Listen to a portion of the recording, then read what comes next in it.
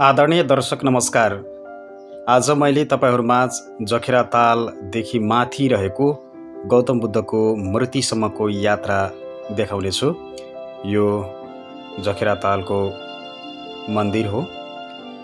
जखेरा तालदेखि माथि पहाडको टुप्पामा रहेको गौतम बुद्धको मूर्तिसम्मको यात्रा आज हामीले तय गरेका छौं। त्यहाँसम्मको यात्रामा तपाईहरुलाई लैजानेछौं। जखेरा तालदेखि अलिकति माथितिर यहाँ पिकनिक खाने ठाउँहरू रहेका छन्। यो ठाउँदेखि अलिकति अगाडि जंगलबाट बाटो रहेको छ। यो बाटो हुँदै हामी गौतम बुद्धको मूर्तिसम्म यात्रा गर्नेछौं। आज यहाँबाट अलिकति अगाडि गएपछि जंगल छ र यो जंगलको बीच बाटोबाट केही पिच गरेको बाटो रहेको छ। देख्न सक्नुहुन्छ यो पहाडको टुप्पामा गौतम बुद्धको मूर्ति रहेको छ। त्यहाँसम्म आज हामीले यात्रा गर्नेछौं।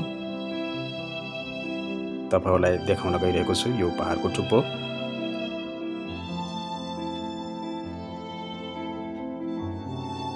त्यसपछि हामी यो बाटो हुँदै गौतम बुद्ध भएको मूर्तिको ठाउँसम्म जानेछौं। केही बाटो सरल रहेको छ भने केही बाटो एकदमै अप्ठ्यारो रहेको छ। यहाँबाट केही देख्न सकिन्छ मूर्ति देख्न सक्नुहुन्छ। यहाँबाट अलिकति धमिलो धमिलो देखिरहेको छ। हामी जंगलको बाटो हुँदै अगाडि बढेका छौं।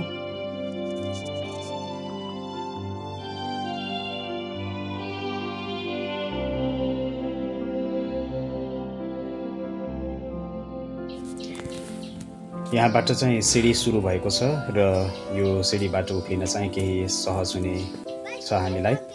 र यो सिडी हुँदै हामी गौतम बुद्धको मूर्ति भएको ठाउँसम्म पुग्नेछौं। र यो सिडी निर्माण गरेको कारणले गर्दाखेरि यहाँबाट आउन जानको लागि अलिकति सहज पनि भएको छ, तर उकालो चढ्दा गाह्रो चाहिँ हुने गर्दछ।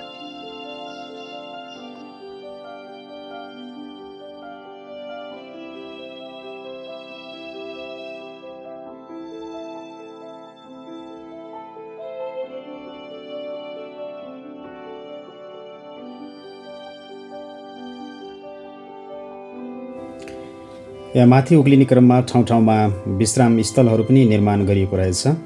र एकछिन म पनि यहाँ थकाइ मार्नको लागि विश्राम गरेँ र त्यसपछि फेरि पनि मैले यात्रालाई सुरु गरेँ।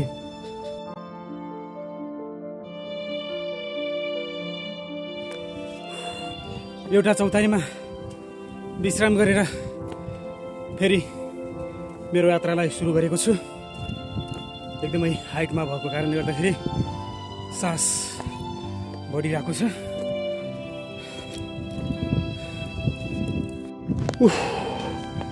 एकदमै गाह्रो हुँदो रहेछ।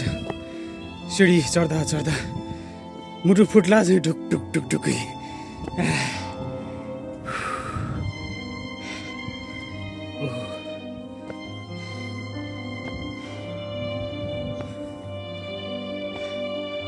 अब थोरै छ।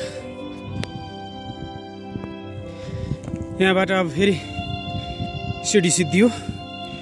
बाटो अप्ठ्यारो आइपुगेको छ, तर अब हामी गुम्बाको नजिक नजिक आइपुगेका छौँ। गर्मी असाध्य छ। चारैतिर आगो लागेको राप आइरहेको छ। म फेरि अर्को विश्राम स्थलमा एकछिन थकाइ मारे, एकछिन सुते, त्यसपछि फेरि यात्रालाई सुरु गरे। एकछिन सुतेर उठेपछि आवाज पनि अलिकति फरक भयो। ज्यानमा अलिकति फुर्ती पनि आयो। अझै छ अझै अलिकति। अब हामी पुग्न लागेको छौँ।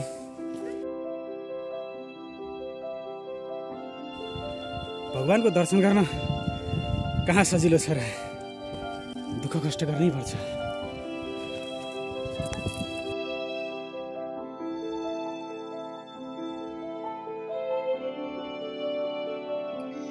निकै कठिन यात्रापछि म अहिले चाहिँ गौतम बुद्धको मूर्ति भएको ठाउँनेर आइपुगेको छु र यो मूर्ति भएको ठाउँनेर आइपुगेपछि म पनि एकछिन गौतम बुद्धको काखमा ध्यान तपस्या गर्छु।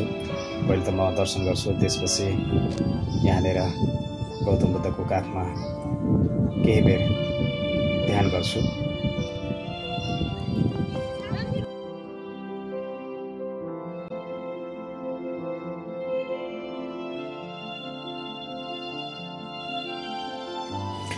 बुद्धको दर्शन गरिसकेपछि हामी त्यहाँबाट फर्किन्छौँ। म लगायत मेरा केही साथीहरू हुनुहुन्थ्यो।